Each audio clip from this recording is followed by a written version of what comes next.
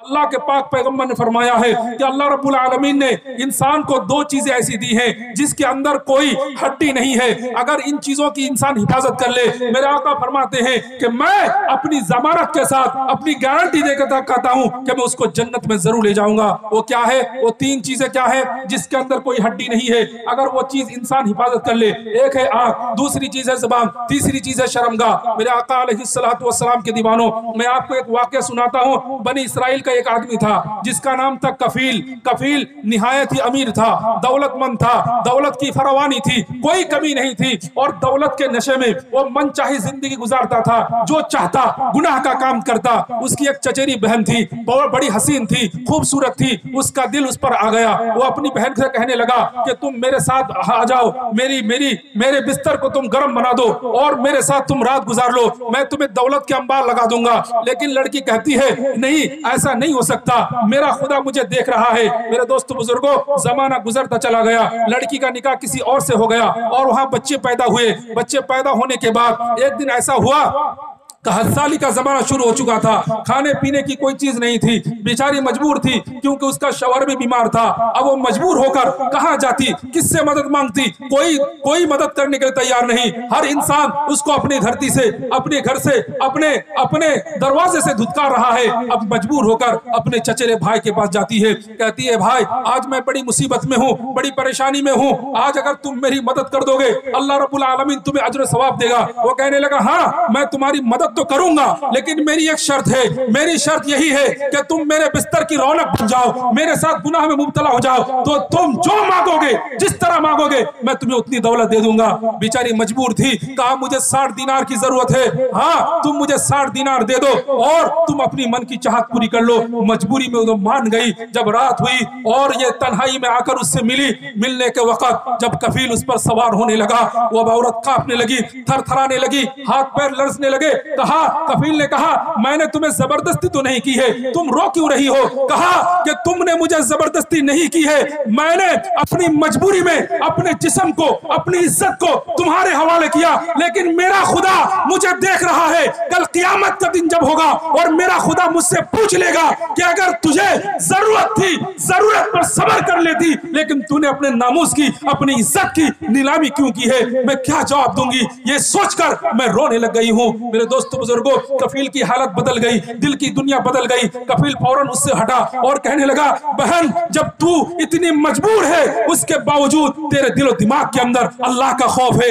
اللہ کا ڈر ہے، جا بہن میں نے تجھے معاف کیا اور جو 60 دینار تجھے دیے ہیں وہ میں نے تجھے ہدیہ کر دیا ہے۔ میرے آقا علیہ السلام کے دیوانوں، اسی رات کفیل کی موت ہو گئی، اور اس زمانے کا یہ دستور تھا کہ جو آدمی مرتا اس کے دروازے پر لکھا ہوا ہو جاتا تھا کہ ہاذا فی الجنہ، ہاذہی فی الجنہ، اور جو جہنمی ہوتا اس کے بارے میں لکھا ہوتا ہاذا الرجل فی الجہنم۔ میرے آقا علیہ السلام کے دیوانوں، جب لوگ صبح سویرے کفیل کے پاس آئے، آ کر کیا دیکھتا ہے کہ کفیل کے دروازے پر لکھا ہے کفیل فی الجنہ، کہ کفیل جنتی ہے۔ لوگ تعجب میں پڑ گئے، یار دنیا کا ایسا کوئی گناہ نہیں ہے جو کفیل نے نہ کیا ہو، اس کے باوجود اس کے بارے میں خدا کا یہ فیصلہ آ گیا کہ کفیل فی الجنہ، کفیل جنتی ہے، بات حیرت کی ہے۔ تو میرے دوست بزرگوں، وہ عورت اب شرم حیا کو توڑ کر آ کر کہتی ہے کہ کفیل نے ساری زندگی خدا کی نافرمانی کی ہے، ساری زندگی منمانی کی ہے، ساری زندگی اللہ رب العالمین کے حکم کے خلاف چلا ہے، لیکن کل رات جو ہوا ہے دنیا والوں تم نہیں جانتے،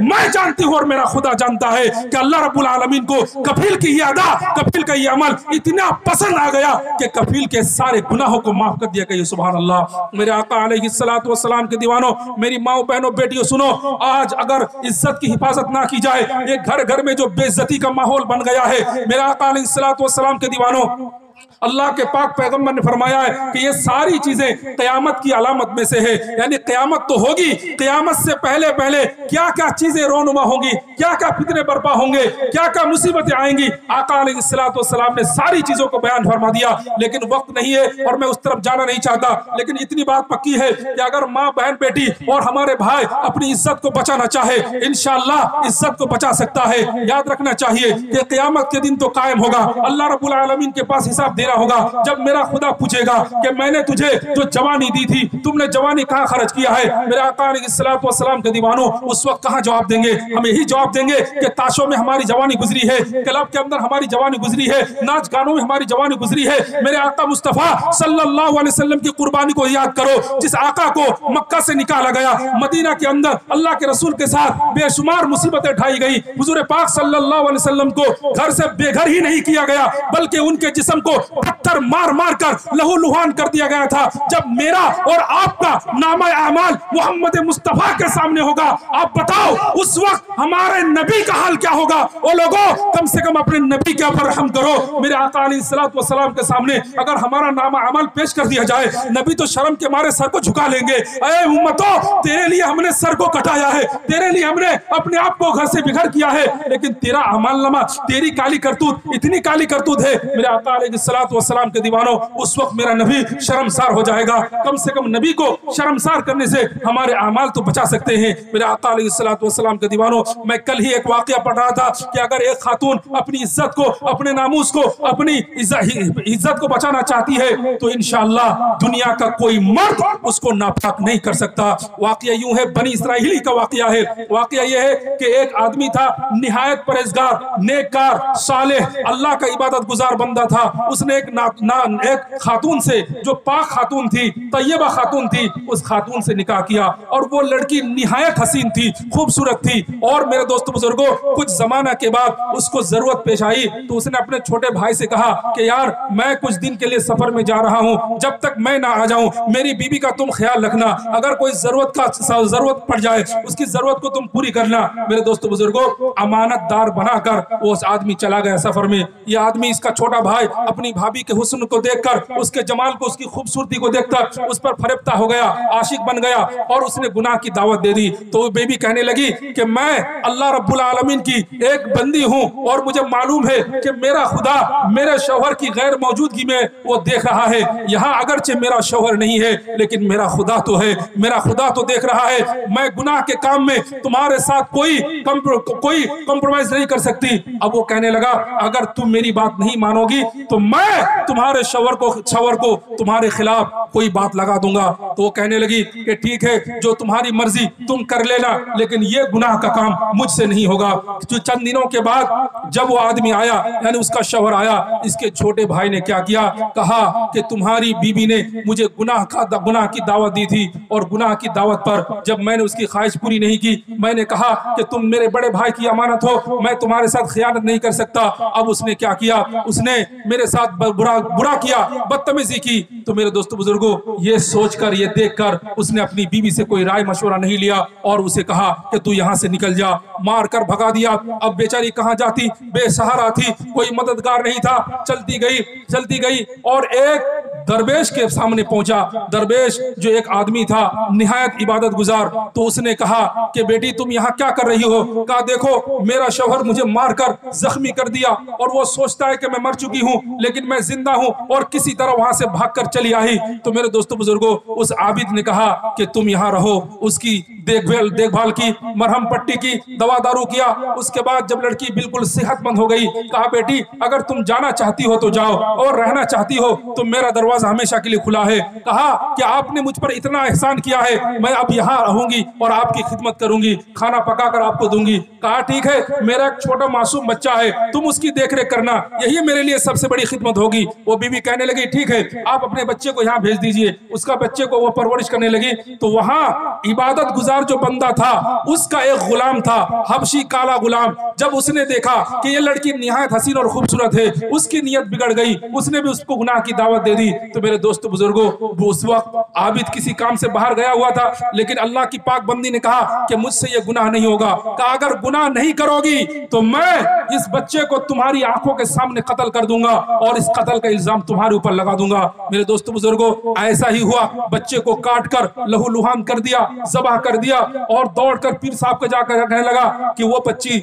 बिल्कुल नापाक है, बिल्कुल गंदी है। वो औरत जिसको आपने बेटी की तरह पाला, वो औरत जिसको आपने मरहम पट्टी की, जिसको आपने दोबारा जिंदगी बख्शी, उसने आपके बच्चे को ही मार डाला।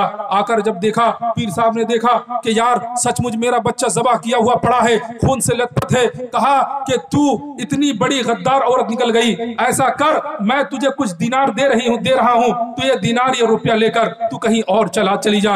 मेरे दोस्तों बुजुर्गों, उस बुजुर्ग ने उसको कुछ रुपया दिए, रुपया लेकर वो कहीं और चली जा रही है। आका अलैहिस्सलातु वस्सलाम के दीवानों, कहाँ जाती, बेयारो मददगार, सफर का ना कोई साथी है। मेरे दोस्तों बुजुर्गों, कहाँ गई, एक ऐसी जगह पहुंच गई जहां कुछ लोग खड़े हुए थे और उनको जब मजबूर होकर कहा कि मुझे मेरा कोई सहारा नहीं, आप लोग अगर मुझे अपने साथ ले जाना चाहते हो तो ले जाओ। तो वहां का एक बादशाह था, बादशाह ने उसको अपने पास बुला लिया। और बादशाह एक नेक इबादत गुजार बंदा था, हर काम में उस औरत का मशवरा लिया करता था और वो निहायत पाकीज़ा औरत, बेशुमार बेहतरीन अंदाज से राय दिया करती थी, जिससे पूरा निजाम सल्तनत यानी जो बादशाह थी, बादशाह को चार चांद लगा दी। अब बेचारा बादशाह बूढ़ा हो चुका, कहने लगा कि लोगों, मैं तुम्हें एक वसीयत करता हूं। वसीयत यह है कि मेरी मौत के बाद तुम अपना बादशाह, अपनी मलिका, हमारी इस खातून को तुम बना लेना, क्योंकि ये बेहतरीन अक्लमंद औरत है। तो लोगों ने कहा कि ठीक है, हम लोग आपकी बात पर अमल करेंगे। और उसका इंतकाल हुआ, उस खातून को मलिका बना दिया गया, यानी बादशाह बना दिया गया, खातून रानी बना दिया गया। अब रानी ने क्या किया कि सबसे पहले उसके उस देवर को बुलाया, शौहर को बुलाया, कहा कि तुमने मेरे देवर की बात को मानकर मुझे मारा, जख्मी किया और बेदर्दी के साथ जब तुम्हें यकीन हो गया कि मर चुकी हूं, तब तुम मुझे बाहर फेंक कर चले गए थे। अब बताओ कि सच क्या है। उसके देवर ने सच उगल दिया कि सच्चाई ये है। उसके देवर को भी कत्ल का हुक्म दिया और फिर उस गुलाम को बुलाया गया, पीर साहब को बुलाया गया कि पीर साहब, आपने भी तहकीक नहीं की है कि आपने भी ये यकीन कर लिया कि मैं गलत औरत हूं और आपके बच्चे को मैंने ज़बह किया। अब इस गुलाम को पूछिए, अब मैं रानी हूं, मेरी हुकूमत है, इससे पूछिए वाकया क्या था। गुलाम डर डर कर कांप कर कहने लगा कि हाँ, बच्चे को मैंने कत्ल किया था, क्योंकि ये गुनाह पर आमदा नहीं हुई थी। मेरे दोस्तों बुजुर्गों, इस तरह सारे लोगों को कत्ल करके अपने आप को बचा लिया। तो मेरे दोस्तों और मेरी माँ बहनों बेटियों, अगर कोई अपनी इज्जत बचाना चाहे, दुनिया की कोई ताकत उसकी इज्जत को खत्म नहीं कर सकती। मेरे दोस्तों बुजुर्गों, बस इतनी बात है, अल्लाह के पाक पैगंबर ने फरमा दिया है कि वो आदमी या वो औरत जो किसी को गुनाह की तरफ बुलाया जाए और वो अल्लाह का डर अपने दिल में रखकर उस गुनाह से बाज आ जाए, जिना से बाज आ जाए, जिना से बच जाए, तो मेरे दोस्तों बुजुर्गों, क़यामत का दिन, जो दिन हौलनाकी का दिन होगा, जिस दिन घबराहट का दिन होगा, उस दिन भी अर्श के साए में जगह मिलेगी। आका अलैहिस्सलातु वस्सलाम के दीवानों, हमारे यहाँ की जो माहौल है, इस माहौल के अंदर मैं एक बात बताना चाहता हूँ कि ये जो शादियों के मौसम में औरतों और मर्दों का कोई बिल्कुल फर्क नहीं है, कोई तमीज नहीं है।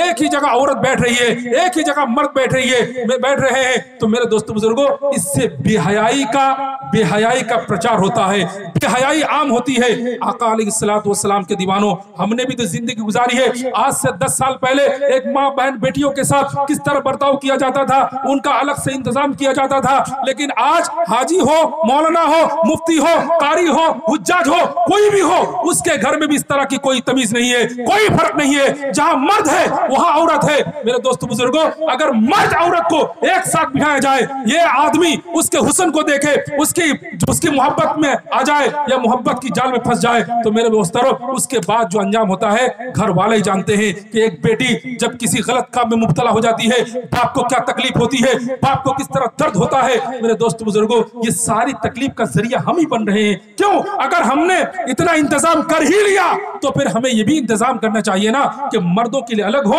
और औरतों के लिए अलग हो। ये जब जलसा आपने देखा, मर्दों के लिए अलग है, औरतों के लिए अलग है, तो शादियों में ऐसा क्यों नहीं होता? क्या मुसलमान सिर्फ जलसों तक मुसलमान है? अपनी शादी के यहाँ, अपने जो कोई भी प्रोग्राम हो, उस प्रोग्राम में एक मुसलमान नहीं रहता? मेरे दोस्तों बुजुर्गों, इन बातों को हमें और आपको संजीदगी से समझनी चाहिए और इन बातों को अमल भी करना चाहिए। और दूसरी बात क्या है?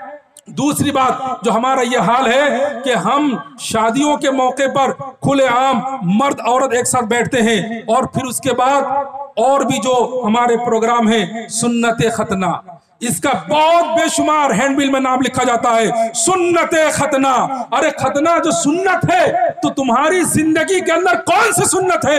سنت ختنہ نام دے کر کہ پیارے رسول صلی اللہ علیہ وسلم کی سنت ہے، اس کے اندر بھی بے حیائی عام ہے۔ آقا علیہ السلام کے دیوانوں، اب بھی وقت ہے ہمیں اور آپ کو سمجھ جانا چاہیے۔ میرا آقا علیہ السلام کے دیوانوں، جو قیامت کی بات میں کہہ رہا تھا کہ قیامت کی نشانیوں میں ایک نشانی یہ ہے کہ عورتیں بے حیائی کے اندر، بے حیائی کے ذریعے سے لوگوں کے اندر گناہ پھیلائے گی، لیکن اس کی بے حیائی کو بے حیائی تصور بھی نہیں کیا جائے گا۔ میرے دوستو بزرگوں، گانے بجانے عام ہو جائیں گے، ماں باپ کے ساتھ ناانصافی ہوگی، ماں باپ کے باپ بیٹا اپنے ماں باپ کی بات نہیں مانے گا اور اپنی بیوی کی بات مانے گا۔ یہ ساری چیزیں قیامت کی علامات میں سے ہیں، اور اس وقت ایک بڑی علامت کیا ہے کہ دجال بھی نکلے گا، یاجوج ماجوج نکلیں گے۔ ہمارے ایک دوست نے کہا کہ مفتی صاحب آج اگر آپ تقریر کرو تو یاجوج ماجوج کے بارے میں بتانا۔ میرے دوستو بزرگوں، اللہ کے رسول صلی اللہ علیہ وسلم نے قیامت کی نشانیوں کو بیان کرتے ہوئے فرمایا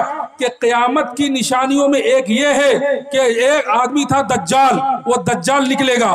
کتنی طاقتور، کتنا طاقتور ہے کہ ایک ہاتھ میں اس کی پوری دنیا کی طاقت اس کے ایک ہاتھ میں ہوگی، 40 دن تک وہ آدمی رہے گا۔ اس کا نام کیا ہوگا؟ دجال۔ اور جو کمزور ایمان والا ہوگا وہ دجال کے فتنے میں آ جائے گا، لیکن جس کا ایمان قوتی مضبوط ہوگا، جس کا ایمان بہت پاورفل ہوگا، وہ دجال کے فتنے میں نہیں آئے گا۔ میرے دوستو بزرگوں، دجال اتنا خطرناک ہوگا کہ جو آدمی اس کو اللہ مان لے گا اس کو وہ دولت سے نواز دے گا، اور جو اس کو اللہ نہیں مانے گا، خدا نہیں مانے گا، اس کی ساری دولتوں کو اپنے پیچھے پیچھے لے کر چلے گا۔ ایک آدمی کو بلائے گا، مسلمان کو کہے گا کہ مان لے میں خدا ہوں، وہ کہے گا نہیں میرا خدا ایک ہے، میں اللہ کے علاوہ کسی اور کو خدا نہیں مان سکتا، اسے قتل کر دے گا۔ قتل کرنے کے بعد پھر دوبارہ زندہ کرے گا، کہے گا دیکھ میں نے تجھے مار دیا تھا، میں نے تجھے پھر دوبارہ زندہ کیا، اب تو مان لے کہ میں خدا ہوں۔ وہ کہنے لگے گا کہ اب تو مجھے پکا یقین ہو گیا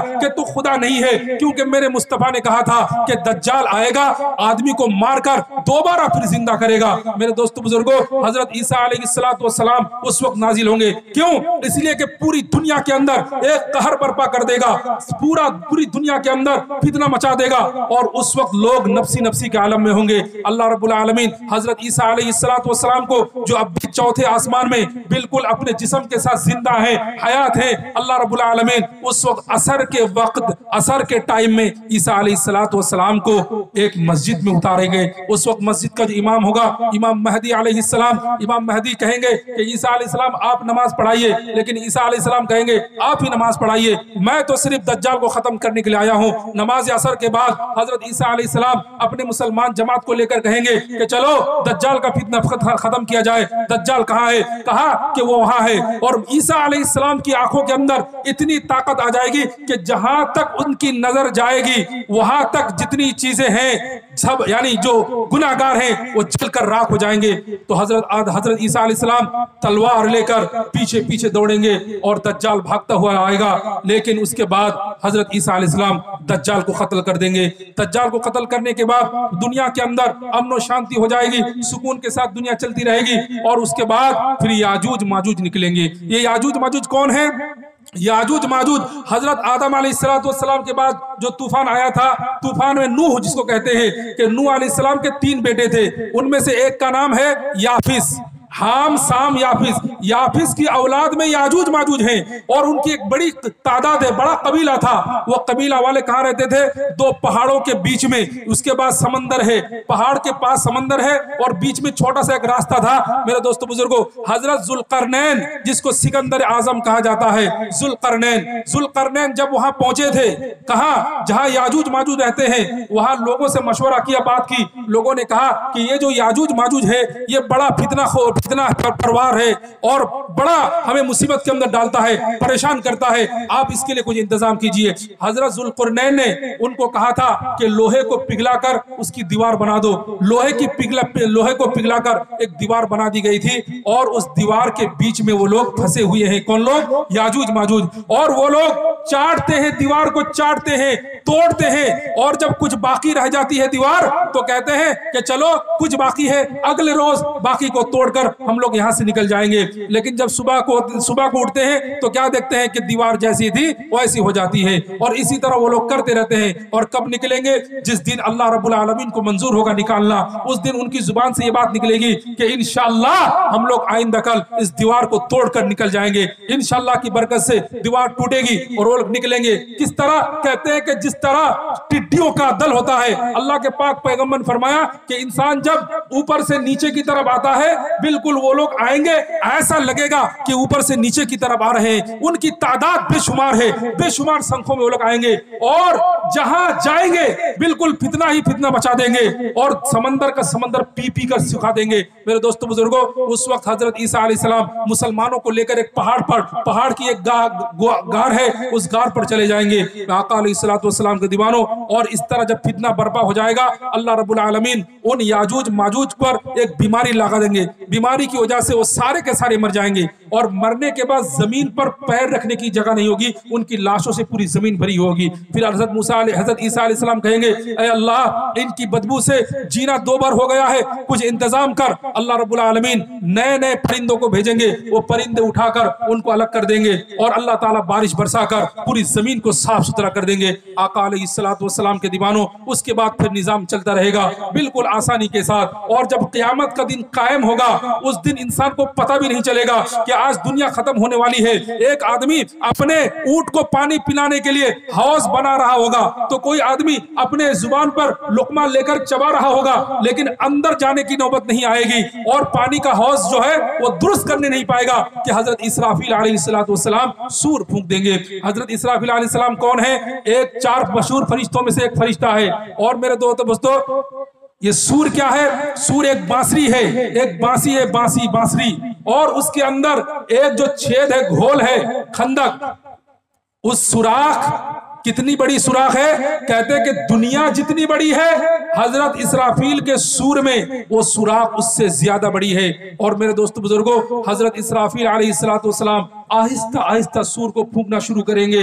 और कहा गया कि जिस दिन से अल्लाह रब्बुल आलमीन ने इसराफील अलैहिस्सलाम को पैदा किया, सूर को मुंह में लेकर रखे हुए हैं और कान अल्लाह के हुक्म की तरफ है कि जब अल्लाह का हुक्म होगा मैं सूर फूंक दूंगा। और आवाज आहिस्ता आहिस्ता धीरे धीरे आवाज बढ़ती जाएगी, इस तरह के पूरी दुनिया को तबाह कर देगी, पूरी दुनिया को बर्बाद कर देगी। मेरे दोस्तों बुजुर्गों, जब पूरी दुनिया के लोग मर जाएंगे, अल्लाह रब्बुल आलमीन फिर आसमान से हल्की हल्की बारिश नाजिल फरमाएगा, जिससे लोग दोबारा जिंदा होंगे। और उन लोगों को कहा जाएगा कि चलो मैदान महशर की तरफ चलो। सब लोग इकट्ठे होंगे और फिर अल्लाह रब्बुल आलमीन अपना अरश नीचे उतारेगा और उसके बाद जो मंजर कायम होगा, मेरे दोस्तों बुजुर्गों, क्या बयान किया जाए। अल्लाह रब्बुल आलमीन जलाल के अंदर होगा, पूछेगा लिमनिल मुल्कुल यौम, ए दुनिया के बादशाहों, दुनिया के बड़े बड़े नेताओं, दुनिया के बड़े बड़े राजा, आज बताओ कि हुकूमत किसकी है? आज कौन शहंशाह है? किसका हुक्म चलेगा? मेरे दोस्तों बुजुर्गों, 300 साल तक सन्नाटा छाया हुआ होगा, किसी की जुबान पर कोई जवाब नहीं होगा। फिर अल्लाह रब्बुल आलमीन खुद कहेगा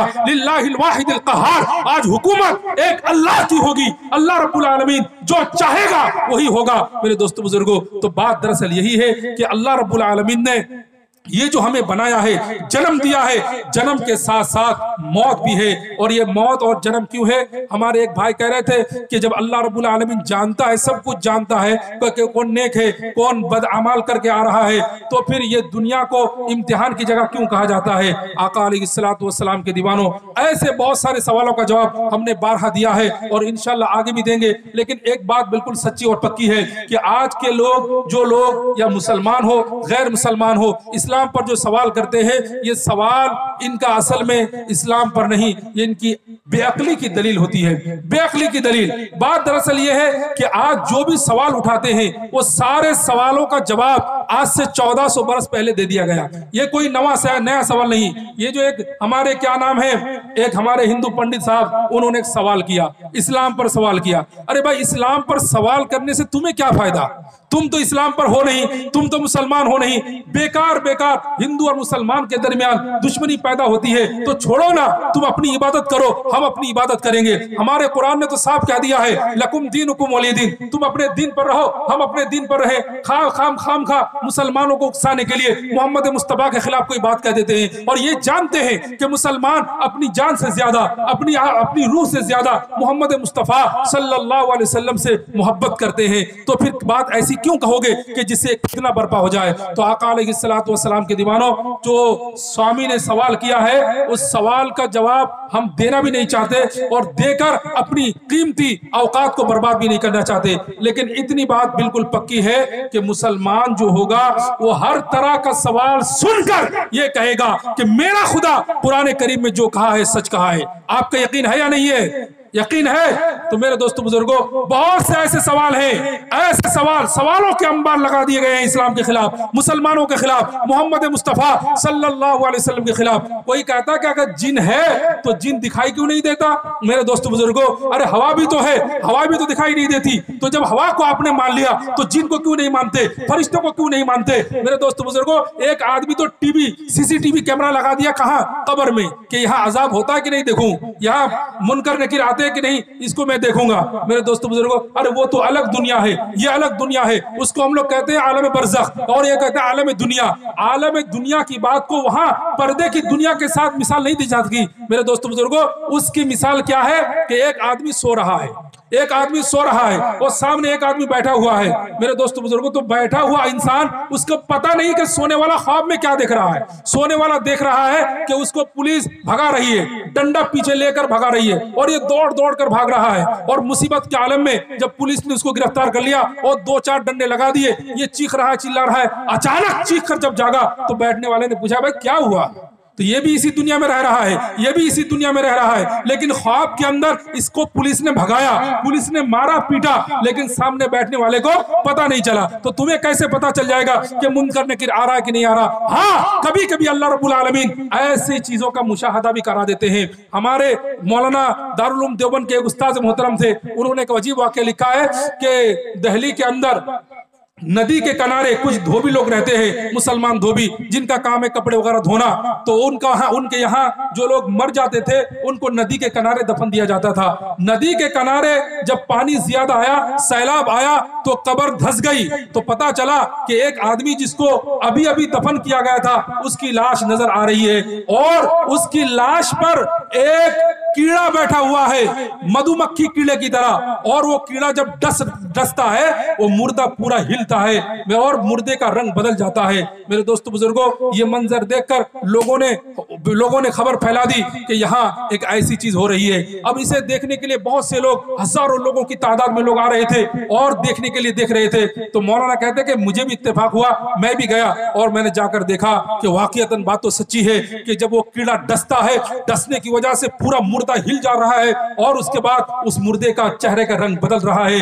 हजरत मौलाना ने कहा कि यकीनन ये अल्लाह का अजाब है, और अल्लाह का अजाब अगर होगा तो फिर कुरान करीम की तिलावत की बरकत से अजाब के अंदर तखफीफ हो सकती है, अजाब हल्का हो सकता है। तो मौलाना ने वही बैठे बैठे एक मंजर और देखा। क्या देखा कि एक आदमी ने उस कीड़े को, मकोड़े को हटाने के लिए एक छोटा सा ढील उठाकर उसको मार दिया, पत्थर मार दिया।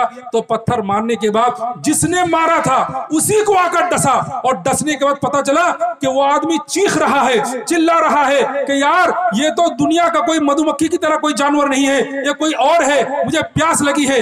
पानी रखा जाता है, पानी पी पी कर वो कहता है कि मेरी प्यास नहीं बुझ रही है।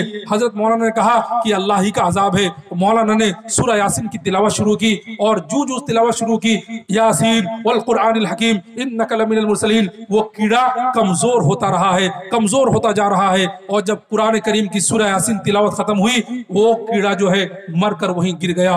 तो हजरत मौलाना ने कहा यकीनन ये अल्लाह का अजाब है। तो मेरे मोहतरम, सीसीटीवी कैमरा लगाने से कोई फायदा नहीं है, क्योंकि वो दुनिया अलग है और ये दुनिया अलग है, वहां अजाब भी होता है। और मेरे आका अलैहिस्सलातु वस्सलाम के सामने कुफारे मक्का ने क्या किया, एक खोपड़ी लाकर रख दी, एक पुरानी खोपड़ी 300-400 साल पुरानी खोपड़ी लाकर रख दी। कहा कि ये आदमी तो मुसलमान नहीं था और तुम्हारा हिसाब है, तुम्हारा कहना है कि इस पर भी अजाब हो रहा है, इस पर भी आग का अजाब है। कहा हाँ आग का अजाब है। कहा ये तो बिल्कुल ठंडी पड़ी है खोपड़ी। हजरत मोहम्मद रसूलुल्लाह सल्लल्लाहु अलैहि वसल्लम ने उनको जवाब दिया और कहा कि पत्थर लाओ। 2 पत्थर लाए गए, दोनों पत्थर को आपस में टकराया तो उससे चिंगारी निकली। कहा कि देखा कि इस दोनों पत्थर के अंदर तो आग है लेकिन पत्थर तो ठंडा पड़ा हुआ है। तुम्हें लग रहा है कि खोपड़ी ठंडी है लेकिन इस पर अजाब हो रहा है। आका अलैहिस्सलातु वस्सलाम के दीवानों, तो मैं आपको यही बताना चाहूंगा कि जो लोग भी इस्लाम के खिलाफ सवाल उठाते हैं वो इस्लाम के खिलाफ नहीं बल्कि वो ये कहना चाहते हैं कि देखो हम इतने कम ज़र्फ हैं, इतने कम अकल हैं, इतने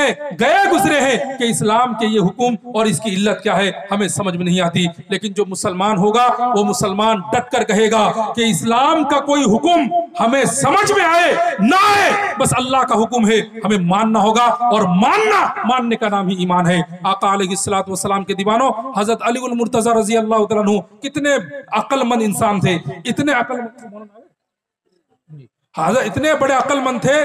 उनका एक वाक्य सुनाता हूं, उनकी अकल का पता चल जाएगा। इतने बड़े ज़हीन आदमी, वो क्या कहते हैं कि इस्लाम में अकल का कोई दखल नहीं है।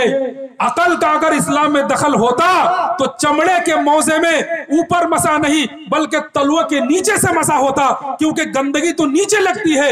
मेरे दोस्त बुजुर्गों, इतने बड़े ज़हीन थे। एक वाक्य सुना देता हूं हजरत अली उल मुर्तजा का। 2 आदमी सफर में जा रहे थे, एक जगह बैठकर खाना खाने लगे तो एक आदमी के पास थी 3 रोटी और दूसरे आदमी के पास थी 5 रोटी। कितनी रोटी हुई कुल? टोटल कितनी रोटी हुई? 8 रोटी। अब दोनों रोटी निकाल कर बैठे खाने के लिए, एक तीसरा मुसाफिर आ गया और कहा अस्सलाम वालेकुम। तो इन दोनों ने कहा कि भाई आओ खाना खा लो, शामिल हो जाओ। अब वो बेचारा मजबूर था, उसने भी खाना शुरू कर दिया। खाना खाने के बाद तो मुसाफिर आदमी ने अपनी जेब में हाथ घुसाकर 8 दिरहम दोनों को निकाल कर दे दिए। अब दोनों में लड़ाई हो गई। 5 रोटी वाला कहता है कि 5 दिरहम मैं लूंगा, तुझे 3 दिरहम मिलेंगे। लेकिन वो कहने लगा नहीं, रोटी हमारी 3 ही थी, लेकिन वो तो नहीं कहा ना कि 3 दिरहम मुझे देना और 5 दिरहम तुम ले लेना। उन्होंने बस 8 दिरहम दिए, आधा तुम्हारा आधा हमारा, 4 तुम्हारा 4 मेरा। वो कहने लगा नहीं, ये तो नाइंसाफी है। अब दोनों में जब झड़प शुरू हो गई, बहस मुबासा होगा, तो मेरे दोस्तों बुजुर्ग को कहा कि चलो हजरत अली के पास, वो जो फैसला करेंगे हम वो फैसला मान लेंगे। हजरत अली उल मुर्तजा रजी अल्लाह तआला अन्हु ने सारा माजरा वाकया सुनने के बाद कहा 3 रोटी वाले को कि ये 3 दिरहम दे रहा है, ले ले वरना तेरे हिस्से में 1 ही दिरहम आएगा। वो कहने लगा यार मैं 3 दिरहम लेने के लिए तैयार नहीं, और आप कहते हो कि 1 दिरहम, मैं 1 दिरहम भी मुझे नहीं चाहिए, लेकिन आपको इंसाफ समझाना होगा कि आपने किस तरह इंसाफ किया। हजरत अली उल मुर्तजा रजी अल्लाह तआला अन्हु ने कहा कि रोटी कुल कितनी थी? कहा 8। कहा तेरी रोटी कितनी थी? कहा 3। कहा इसकी 5 और खाने वाले 3। कहा अब 3 रोटी को, 8 रोटी को 3 में अगर भाग किया जाए तो भाग नहीं बैठेगा, इसलिए मानना पड़ेगा, टुकड़ा मानना पड़ेगा कि 8 रोटी के 24 टुकड़े हुए थे। कितने? 1 रोटी के 3 टुकड़े, एक रोटी के 3 टुकड़े, तो 8 रोटी के कितने टुकड़े होंगे भाई? 24 टुकड़े। अब किसने ज्यादा खाया, किसने कम खाया, इसका बात इस पर नहीं है। अब ये मानना ही पड़ेगा कि हर आदमी ने बराबर खाना खाया। अब बता तेरी 3 रोटी के कितने टुकड़े बनेंगे? अगर 1 रोटी के 3 टुकड़े तो 3 रोटी के कितने टुकड़े बनेंगे भाई? 9 टुकड़े। तो 8 रोटी टुकड़े तो तूने खुद खा लिए, 24 टुकड़े बने ना, तो 24 3 8 3 24, तो 8 टुकड़े तो तूने खुद खा लिए, और तेरी रोटी का बचा हुआ 1 टुकड़ा इस मुसाफिर ने खाया।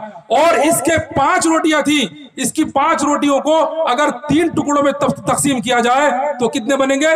15 में से इसने 8 टुकड़े खुद खाए और 7 टुकड़ा उस मुसाफिर ने खाया है। तो हिसाब तो यही होना चाहिए कि 7 दिरहम इसको मिले और 1 टुकड़ा तेरा खाया है तो तुझे 1 दिरहम मिले। इतने बड़े ज़हीन थे, उसके बावजूद वो क्या कहते हैं कि इस्लाम में अकल का कोई दखल नहीं है। मेरे आका अलैहिस्सलातु वस्सलाम के दीवानों, अल्लाह रब्बुल आलमीन इन बातों पर हम सबको अमल करने की तौफीक अता फरमाए। व आखिरु दावाना अनिल हम्दुलिल्लाहि रब्बिल आलमीन।